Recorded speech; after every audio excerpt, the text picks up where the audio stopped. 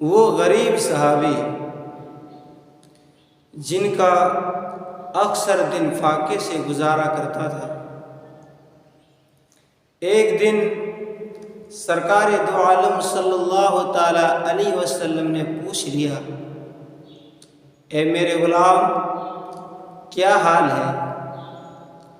اس بندے سے آج رہا نہ گیا، عرض کی یا رسول اللہ، یا حبیب اللہ صلی اللہ تعالی علیہ وسلم، فاقے سے گزارا ہو رہا ہے، کبھی چولہے جلتے کبھی چولہے نہیں جلتے، اپنی غربت کی داستان سنانے لگا۔ وہ رسول جو اپنے غلاموں کو، وہ نبی جو اپنے غلاموں کو ماں باپ سے بھی زیادہ پیار کرتے ہیں، اس رسول پاک صلی اللہ تعالی علیہ وسلم کی بارگاہ میں یہ عریضہ پیش کیا۔ ابھی یہ باتیں ہو ہی رہی تھی کہ حضرت جبریل علیہ السلام آ گئے، عرض کیا رسول اللہ، یا حبیب اللہ، یہ بندہ کل ظہر تک کا مہمان ہے، یعنی اس بندے کا کل ظہر تک انتقال ہو جائے گا۔ میرے آقا صلی اللہ تعالی علیہ وسلم کے نبوت کی آنکھوں میں آنسو آ گئے، آنکھیں ڈبڈبا گئی۔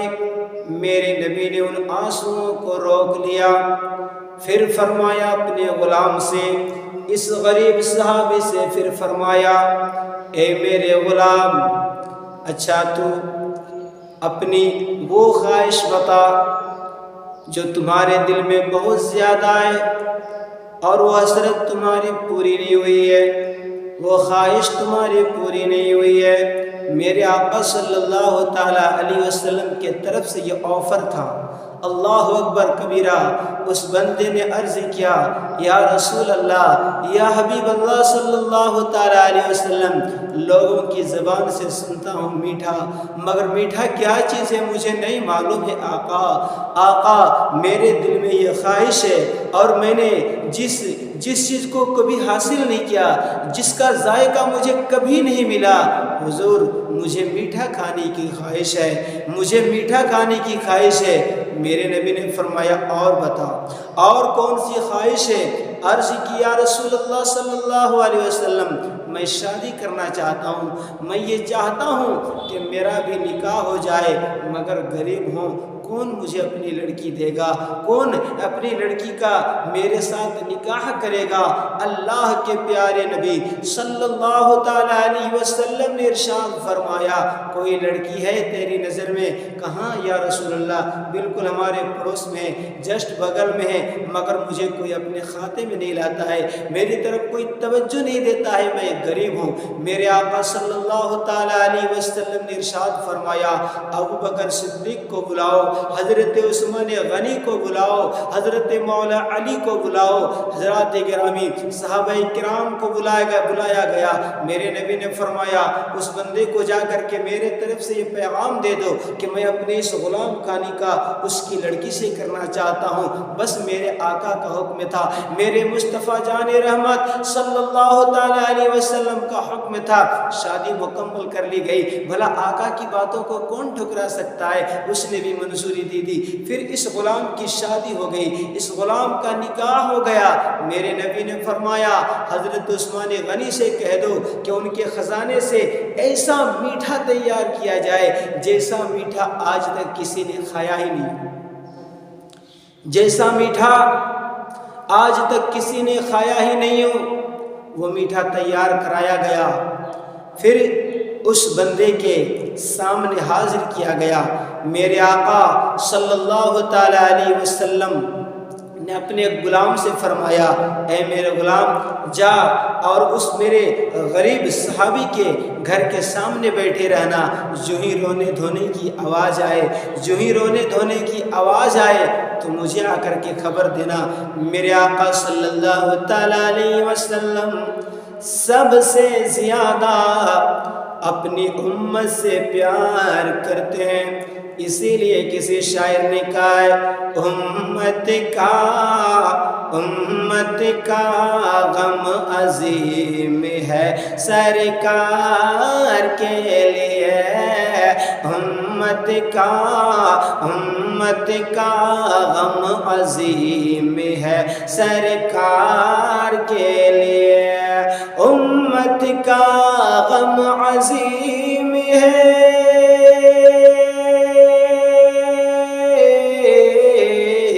امت کا غم عظیم ہے سرکار کے لیے، آنسو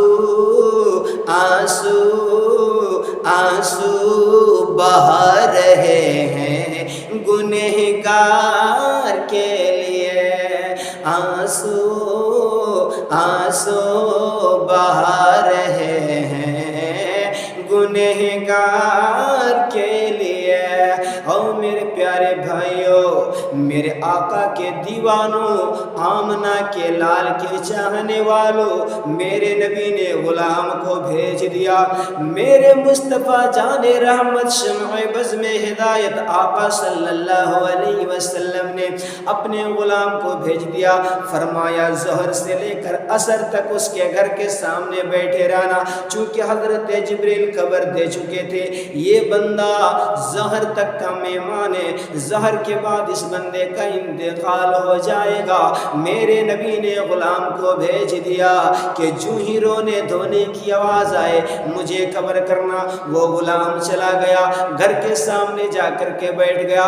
میرے پیارے عزیز دوستو، کبھی کبھی دوائیں وہ کام نہیں کرتی ہیں جو دعائیں کر جاتی ہے، اس لیے دعائیں لیا کرو، ایک دوسرے کی مدد کر کے، غریبوں کی مدد کر کے ان کی دعائیں لیا کرو۔ اللہ اکبر کبیرہ۔ میرے ملت کے مسلمان بھائیوں، وہ غلام بیٹھا ہوا ہے، وقت پر وقت گزرتا جا رہا ہے، 1 گھنٹے کا وقت گزر گیا، 2 گھنٹے کا وقت گزر گیا۔ عزیزان ملت اسلامیہ، ظہر سے لے کے عصر تک کا وقت گزر گیا، مگر کوئی رونے دھونے کی آواز نہیں، بلکہ خوشیوں کی آواز آ رہی ہے، مسرت و شادمانی کی آواز آ رہی ہے۔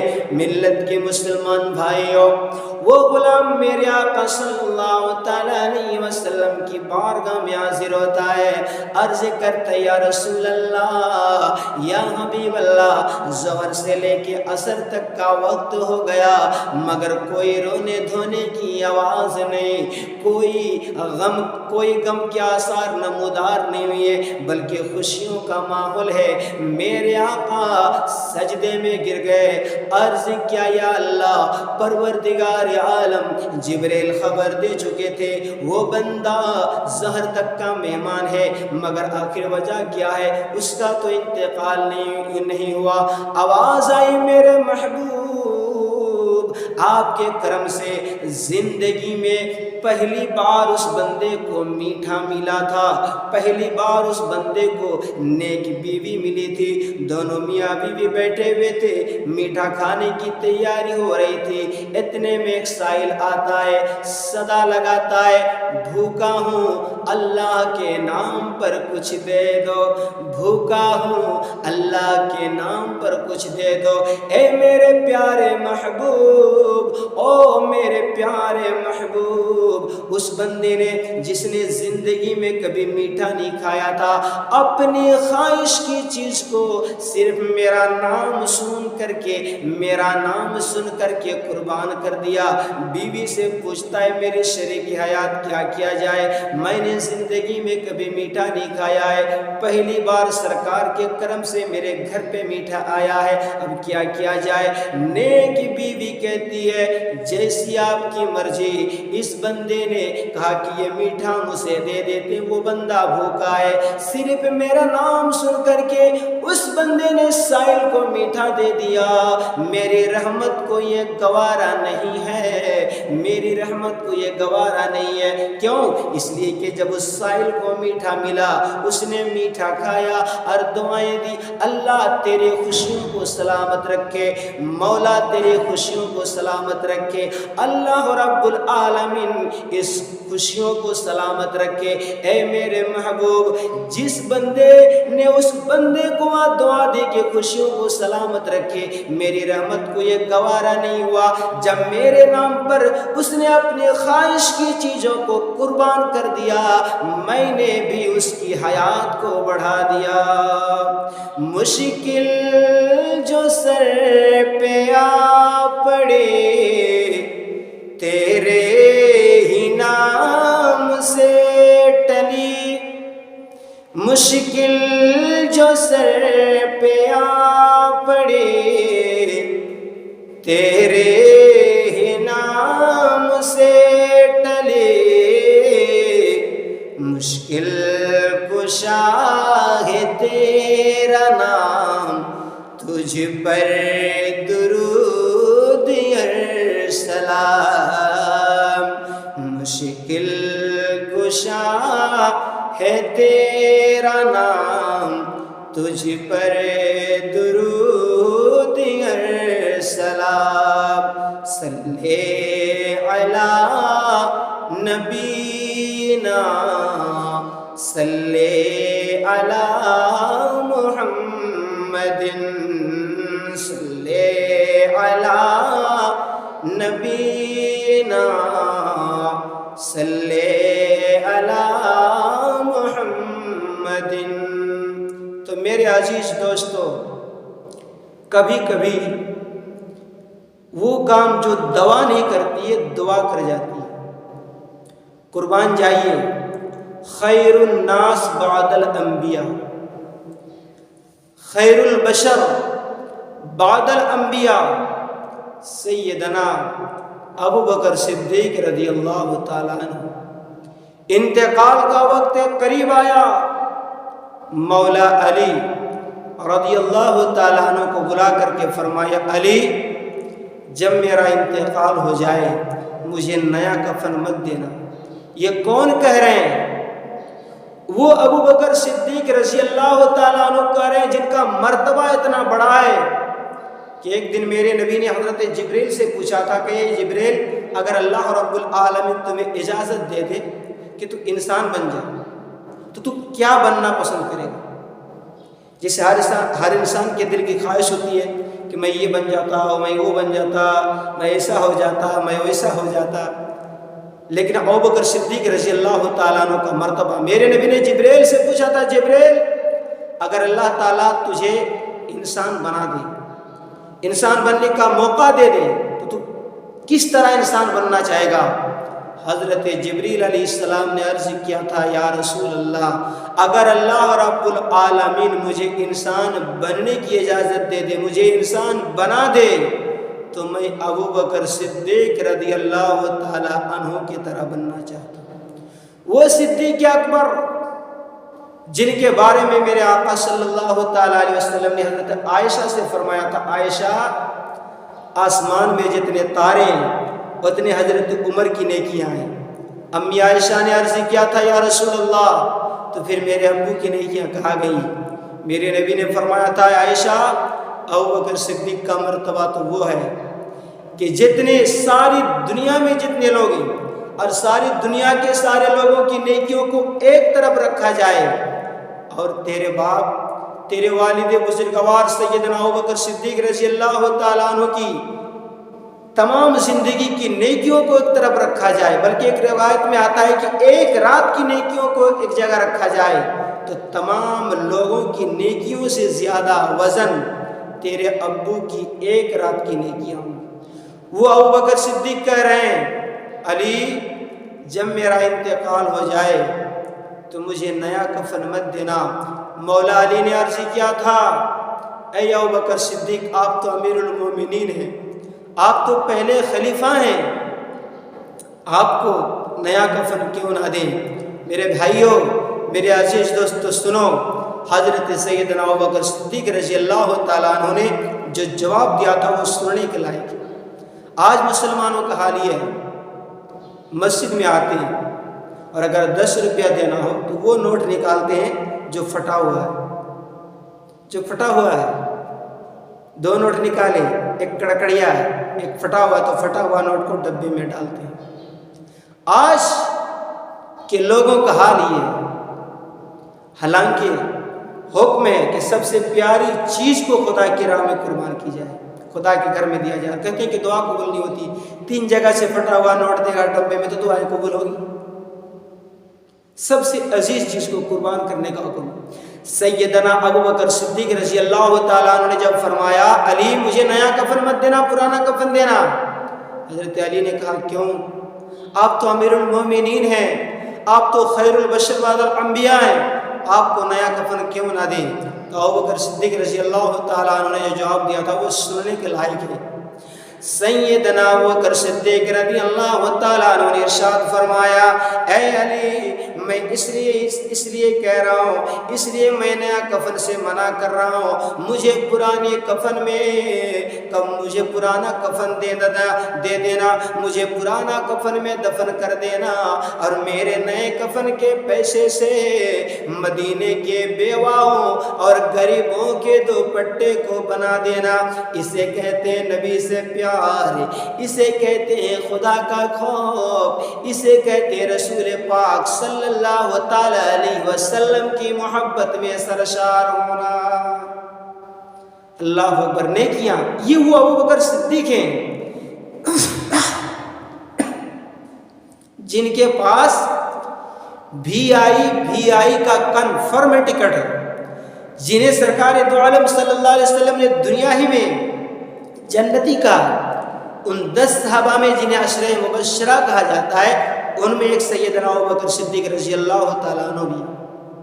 اللہ اکبر، روایتوں میں آتا ہے کہ ایک مرتبہ حضرت عمر رضی اللہ تعالیٰ عنہ اپنے گھر میں جاتے ہیں اور اپنی اہلیہ سے کہتے ہیں اے میری اہلیہ، ہمارے کچھ ہی دوری میں ایک اپاہج اور بوڑھی ضعیفہ عورت رہتی ہے جس کے پاس کھانے پینے کا سامان نہیں ہے، ایک نیک کام کرو، ہم کھانا بنا کر کے انہیں روز کھلائیں گے۔ نیک دل بیوی تھی، آج کی بیوی ہوتی تو کہتی ہے کہ سارا ٹھیکہ آپ ہی لے کر کے رکھیں، ہم نہیں سکیں گے کھلانا تو آپ ہی بنائیں، مگر ایسا نہیں ہے۔ اللہ اکبر کبیرہ، بیوی نے کہا ٹھیک ہے میں کھانا تیار کر دیتی ہوں، آپ لے کر کے جائیے اور کھلائیے۔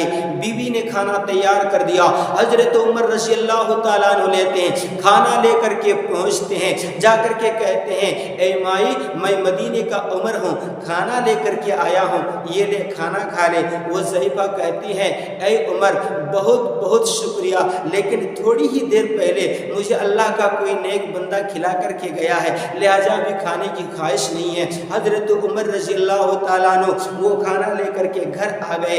آج کا انسان ہوتا، آج کی بیوی ہوتی تو کہتی کہ ٹھیک ہے چلو نام کا نام بھی ہو گیا اور کام کا کام بھی ہو گیا، خرچہ بھی نہیں ہوا، نام بھی ہوا۔ لیکن میرے ملت کے مسلمان بھائیوں ایسا نہیں ہے، بیوی کہتی ہے کوئی بات نہیں، کل میں کھانا جلدی تیار کر دوں گی، آپ جلدی لے کر کے جائیے گا۔ دوسرا دن آتا ہے، جلدی کھانا تیار کر دیتی ہے، وہ حضرت عمر رضی اللہ تعالیٰ عنہ لے کر کے پہنچتے ہیں، اور جب جاتے ہیں کہتے ہیں مائی میں مدینے کا عمر آیا ہوں کھانا لے کر کے، یہ لے کھانا کھا لی۔ وہ ضعیفہ کہتی ہے اے عمر بہت بہت شکریہ، مگر تھوڑی دیر پہلے کوئی بندہ مجھے کھلا کر کے گیا ہے، لہٰذا ابھی اور کھانے کی خواہش نہیں ہے، ابھی میرا پیٹ بھر چکا ہے، میں شکم سیر ہو کر کے کھا چکی ہوں۔ حضرت عمر رضی اللہ تعالیٰ عنہ گھر آتے ہیں اور کہتے ہیں اے بیوی آج بھی وہ نیکی کوئی دوسرا بندہ لے گیا ہے، لہٰذا کل بہت ہی جلدی کھانا بنانا تاکہ یہ نیکی ہاتھ سے جانے نہ پائے۔ اللہ اکبر کبیرہ، بیوی نے فجر کے وقت ہی کھانا تیار کر دیا۔ نماز فجر کے بعد حضرت عمر رضی اللہ تعالیٰ عنہ کھانا لے کر کے پہنچتے ہیں، کھانا لے کر کے گئے اور کہا کھانا لے کر کے جو ہی پہنچے تو کیا دیکھ رہے ہیں، حضرت ابو بکر صدیق رضی اللہ تعالیٰ عنہ کھانا کھلا کر کے اسے ہاتھ منہ دھلا کر کے ان سے رخصت ہونے کی اجازت مانگ رہے تھے۔ حضرت عمر رضی اللہ تعالیٰ عنہ ابو بکر کے سینے سے لگ جاتے ہیں، سینے سے چمٹ جاتے ہیں اور کہتے ہیں اے ابو بکر صدیق واقعی آپ خیر البشر بعد الانبیاء ہیں، واقعی آپ سب سے بہتر انسان ہیں، آپ سے نیکیوں میں کوئی آگے بڑھ ہی نہیں سکتا ہے۔ میں آج 3 دن سے کوشش کر رہا ہوں کہ میں انہیں کھانا کھلاؤں، مگر آج مجھے پتا چلا کہ اس ضعیفہ کی خدمت کرنے والا اگر کوئی ہے اس مدینے میں جو مجھ سے پہلے یہ نیکیاں لے جاتا ہے تو وہ کوئی اور نہیں ہے بلکہ آپ ہی ہیں۔ واقعی حضرات گرامی، حسد نہیں ہے، دل میں ملال نہیں ہے، بلکہ خوشیوں کا امنگ ہے، بلکہ خوشی ہے، بلکہ دل میں مسرت و شادمانی کی لہریں دوڑ رہی ہیں۔ میرے ملت کے مسلمان بھائیوں، وہ ابو بکر صدیق رضی اللہ تعالیٰ عنہ، آج یہ جذبہ، ایثار کا جذبہ ہمارے اندر نہیں۔ ہم سمجھتے ہیں میرا کم ہو جائے گا، مگر میرے پیارے عزیز دوستو، جو مقدر میں لکھا ہوا ہے اس کو کوئی کاٹ نہیں سکتا ہے، وہ مل کر رہے گا۔ اس کے لیے آپ کو جھوٹ بولنے کی بالکل ضرورت نہیں ہے، ناجائز و حرام کام کرنے کی بالکل ضرورت نہیں ہے۔ آخری بات بتا دوں کہ خانہ کعبہ میں ایک نوجوان طواف کر رہا ہے، 3 دن سے بھوکا ہے، خانہ کعبہ کا طواف کر رہا ہے، زبان پر قرآنی آیت جاری ہے۔ اتنے میں ایک گرین کپڑے میں نظر پڑی، جب اس کپڑے کو اٹھایا تو کیا دیکھا؟ اس پر ایک سونے کا ہار ہے۔ دل میں خیال پیدا ہوا کہ ساری تکلیفیں دور ہو جائیں گی، ابھی اس کو بیچوں گا، میرے پاس پیسے ہی پیسے ہوں گے، کھاؤں گا۔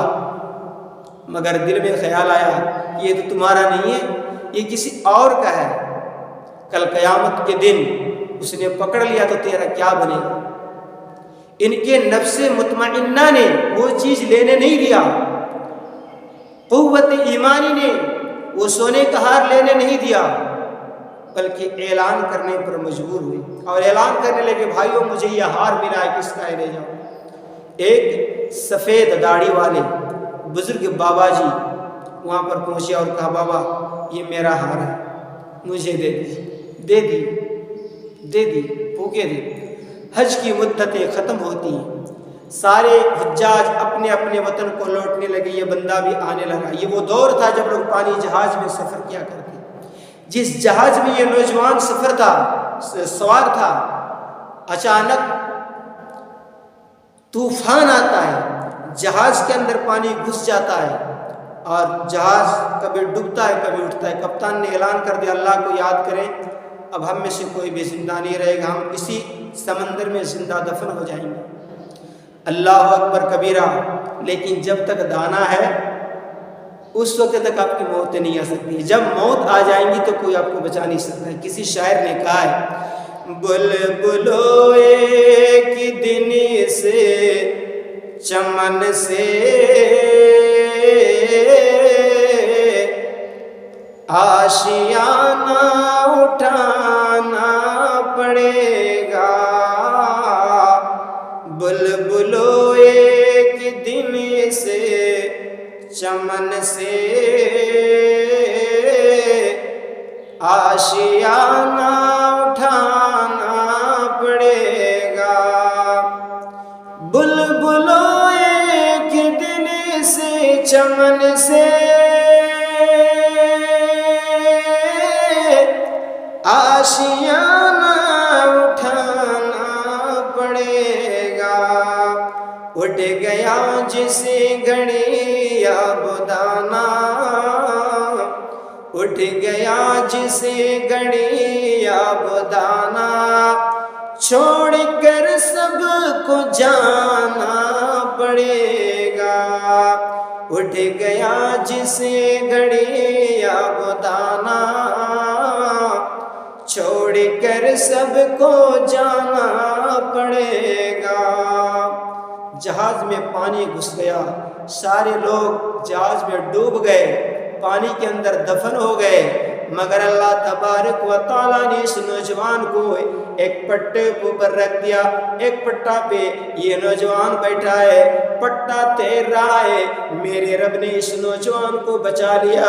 یہ دھیرے دھیرے دھیرے دھیرے سمندر کے کنارے چلا گیا، جو اس سمندر کے کنارے گیا وہاں سے پانی سے ڈائریکٹ اوپر اٹھا، اوپر اٹھنے کے بعد دیکھ رہا ہے جنگل ہی جنگل ہے، اللہ پر بھروسہ کر کے آگے بڑھتا جا رہا، جاتے جاتے جاتے پہاڑیاں نظر آنے لگ گئی، پہاڑیوں کو پار کیا، کیا دیکھ رہے؟ ایک بستی نظر آ رہی ہے، ایک گاؤں نظر آ رہا ہے، اس گاؤں میں چلے گئے، جان نہیں پہچان نہیں، دیکھا تو مسجد ہے، مسجد کے اندر چلے گئے، مسجد میں جانے کے بعد اللہ کے قرآن کی تلاوت کرنے لگ گئے، خدا کے کلام کی تلاوت کرنے لگ گئے، قرآن شریف کی آواز سن کر کے گاؤں کے لوگ جمع ہوئے، چونکہ یہ حافظ قرآن بھی تھا، لوگوں نے کہا بابا آپ کہاں سے آئے؟ انہوں نے پوری داستان بتائی، اس گاؤں کے امام صاحب کا انتقال ہو گیا تھا، لوگوں نے کہا اگر آپ کی مرضی ہو آپ ہمارے گاؤں میں امام رہ جائیے، انہوں نے کہا مرحبا بسم اللہ، میں نے اسے قبول کیا، ہم یہاں پر امام رہیں گے، نمازیں پڑھا رہا ہے، رات و دن بڑے صوفیانہ مزاج ہے، دل میں نبی کی یاد ہے، رسول پاک پر درود پڑھتا ہے، اور جو نبی پاک صلی اللہ علیہ وسلم کا عاشق ہوتا ہے، جو اللہ تبارک و تعالیٰ کا خوف جس کے دل میں ہوتا ہے، میرا پروردگار عالم اس کا بیڑا پار لگا دیتا ہے۔ دن گزرتے گئے، ایک دن گاؤں کے لوگوں نے کہا حافظ جی کیا آپ نے شادی کر لیا ہے؟ اس بندے نے کہا میں نے تو شادی نہیں کیا ہے، لوگوں نے کہا ہماری اس مسجد میں جو پہلے امام تھے ان کا انتقال ہو گیا ہے، ان کی ایک بیٹی ہے، کیا آپ اس سے شادی کرنا چاہیں گے؟ اس بندے نے ہاں میں جواب دیا، لڑکی سے پوچھا گیا، لڑکی نے بھی کہا ہمارے ابو جس مسجد میں امامت کرتے، اگر اسی مسجد امامت کرتے تھے، اگر اسی مسجد کے امام سے میری شادی ہوگی، میری تو قسمت کی بات ہے، اللہ اکبر کبیرہ شادی ہو گئی، میں نے پہلے ہی کہا تھا جو مقدر میں کوئی چھین نہیں سکتا ہے، اور جو مقدر میں نہیں ہے اس کو کوئی دے نہیں سکتا ہے، جو اللہ نے لکھ دیا آپ کو مل کر رہے گا، اس کے لیے بندہ جلد بازی میں غلط قدم اٹھاتا ہے اور اسی چیز کو وہ حرام کر لیتا ہے جو چیز اس کے مقدر میں ہے اور جو اس کو ملنے والی ہے۔ دیکھیے اس نوجوان نے جو صبر کیا اس کا پھل کیا ملتا ہے، اس لڑکی سے شادی ہو گئی۔ جب شادی کی پہلی رات حجر عرسی میں پہنچتا ہے، اپنی اہلیہ کے پاس پہنچتا ہے تو کیا دیکھ رہا ہے؟ وہی ہار جو مسجد حرام میں خانہ کعبہ کے بغل میں اسے ملا تھا اور اس نے گزر کے ہستی انسان کو وہ لوٹا دیا تھا، وہی ہار اس لڑکی کے گلے میں موجود ہے۔ اس بندے نے کہا اے میری بیوی، یہ ہار تو پہچانا ہوا لگ رہا ہے، یہ ہار تو پہچانا ہوا لگ رہا ہے، یہ ہار تمہیں کہاں سے ملا؟ لڑکی نے کہا ہمارے ابو حج پہ گئے تھے، حج پہ گئے تھے، میرے لیے اس نے یہ خریدا تھا، پھر وہاں گم بھی ہو گیا تھا، ایک نوجوان ایک نیک نوجوان کو ملا تھا، اس نے یہ ہار لوٹا دیا تھا۔ نوجوان سجدے میں گر گیا، عرض کیا پروردگار عالم، تیرے حبیب کا قول سچا ہے، تیرا قول سچا ہے، جو مقدر میں ہے اس کو کوئی چھین نہیں سکتا ہے، جو مقدر میں ہے اس کو کوئی بھی چھین نہیں سکتا ہے۔